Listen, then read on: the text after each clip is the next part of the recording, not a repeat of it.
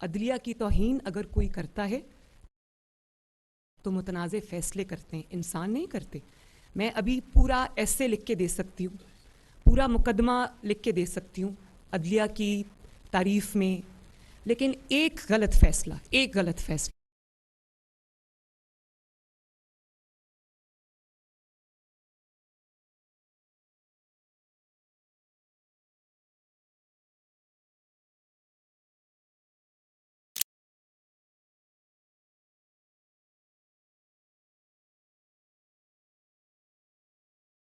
گہرے ہوتے جاتے ہیں، اور کسی بھی ادارے کی توہین کبھی بھی ادارے کے باہر سے نہیں ہوتی. ادارے کی توہین ادارے کے اندر سے ہوتی ہے. عدلیہ کی توہین اگر کوئی کرتا ہے تو متنازع فیصلے کرتے ہیں، انسان نہیں کرتے. میں ابھی پورا ایسے لکھ کے دے سکتی ہوں، پورا مقدمہ لکھ کے دے سکتی ہوں عدلیہ کی تعریف میں، لیکن ایک غلط فیصلہ اس سارے مقدمے کو اڑا کے رکھ دے گا. اور اسی طرح اگر آپ ٹھیک فیصلہ کرتے ہیں، انصاف پر مبنی فیصلہ کرتے ہیں، تو اس فیصلے کے اوپر جتنی بھی تنقید کی جائے وہ تنقید کوئی معنی نہیں رکھتی. جو حقائق آج میں قوم کے سامنے رکھنے چاہتی ہوں وہ ابھی ریسنٹ ڈیز میں، ابھی چند دنوں پہلے جو فیصلے ہوئے، اس نے میرے دل میں، دماغ میں، میری یادداشت، وہ سب چیزیں جو ہیں وہ واپس آ گئیں. میں ان کو مختصراً کوشش کروں گی، لیکن کیونکہ وہ ناانصافیوں کی فہرست اتنی طویل ہے کہ مولانا صاحب مجھے تھوڑا سا اگر وقت عنایت فرما دیں. پچھلے دنوں آپ نے دیکھا کہ حمزہ شہباز شریف صاحب کا الیکشن ہوا، وہ جیت گئے. تحریک انصاف سپریم کورٹ کی رجسٹری میں درخواست لے کر گئی، دیواریں پھلاندیں سپریم کورٹ کی لاہور رجسٹری کی، اور قوم نے دیکھا کہ چھٹی کے دن رات کو رجسٹری کھلی، رجسٹرار گھر سے بھاگا آیا. اس نے کہا جی پٹیشن کدھر ہے؟ تو تحریک انصاف کے لوگوں نے کہا کہ پٹیشن تو ابھی تیار نہیں ہوئی. تو پٹیشن اس نے کہا ہم یہاں بیٹھے ہیں، آپ پٹیشن تیار کریں. یہ کبھی کسی مقدمے میں ہوا؟ لوگوں کی پٹیشنز جاتی ہیں انصاف کے لیے، وہ پٹیشنز لگتی ہی نہیں، انتظار میں کئی ہفتے مہینے گزر جاتے ہیں. اب میں اس کی تفصیل میں جاؤں گی تو وہ ایک بہت لمبی لسٹ ہے.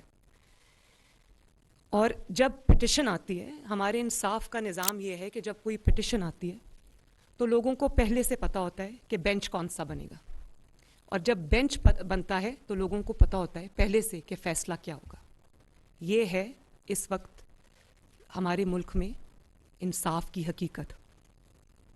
سنجرانی صاحب کے الیکشن میں 6 ووٹس ریجیکٹ ہوتے ہیں، اسپیکر رولنگ دیتا ہے. سپریم کورٹ میں جاتے ہیں تو کورٹ کہتی ہے کہ جو اسپیکر کی رولنگ ہے اس کو چیلنج نہیں کیا جا سکتا، لہٰذا وہ 6 ووٹس جو ہیں وہ ریجیکٹڈ ہیں. اب آپ آ جائیں پنجاب اسمبلی کی طرف. وہاں پر اسپیکر نے رولنگ دی کہ چودھری شجاعت حسین صاحب جو پارٹی کے سربراہ ہیں، ان کی مرضی کے خلاف جنہوں نے ووٹ دیے ہیں وہ کاؤنٹ نہیں ہوں گے.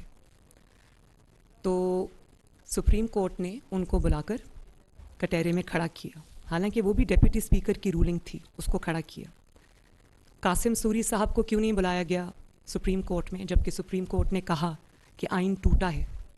کیوں ان کو نہیں بلایا گیا؟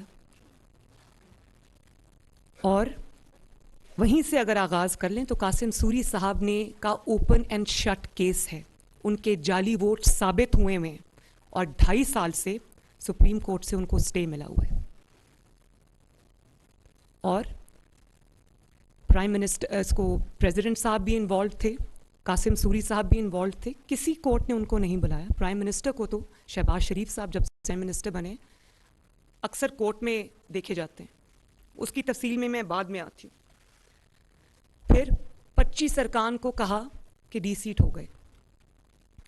ڈی سیٹ اس صورت میں کہ اگر پارٹی ہیڈ یہ درخواست دے کہ انہوں نے پارٹی ہیڈ کی منشا کے خلاف ووٹ دیا، لہٰذا ان کو ڈی سیٹ کیا جائے. آپ نے ڈی سیٹ بھی کر دیا، کہا کہ ان کے ووٹس بھی نہیں گنے جائیں گے.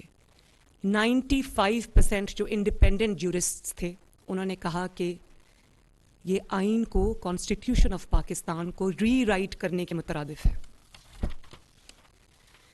اور نتیجتاً مسلم لیگ نون کے 25 ارکان عمران خان کی جھولی میں پھینک دیے اور چودھری شجاعت صاحب کے 10 ارکان پی ایم ایل کیو کے ان کو بھی عمران خان کی جھولی میں پھینک دیا گیا.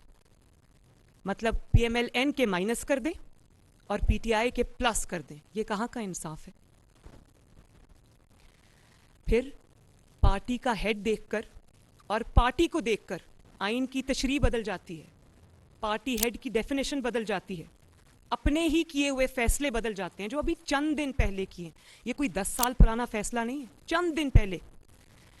پارٹی کا ہیڈ اگر نواز شریف ہے, اس کے خلاف اقامہ جیسے فیصلہ جو تاریخ میں کی ردی کی ٹوکری میں جائے گا, اس پہ نواز شریف صاحب کو پارٹی کی پریزیڈنٹ شپ سے نکال دیا گیا اور کہا کہ چونکہ پریزیڈنٹ آف دا پارٹی یا پارٹی کا جو سربراہ ہوتا ہے وہ سب کچھ ہوتا ہے, اس کے کہنے پہ پارٹی چلتی ہے, اس کا ووٹرز پہ انفلوئنس ہوتا ہے, اس لیے نواز شریف صاحب سے وہ صدارت لے لی گئی.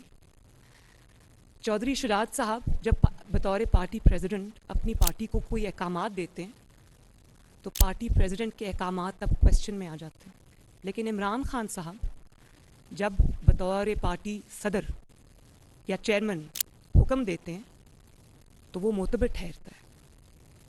چودھری شجاعت صاحب کی دفعہ پارلیمانی پارٹی معتبر ہو جاتی ہے اور عمران خان صاحب کی دفعہ پارٹی چیئرمین کی ڈیفینیشن بھی بدل جاتی ہے, آئین کی تشریح بھی بدل جاتی ہے, آئین کا حلیہ بھی بدل جاتا ہے.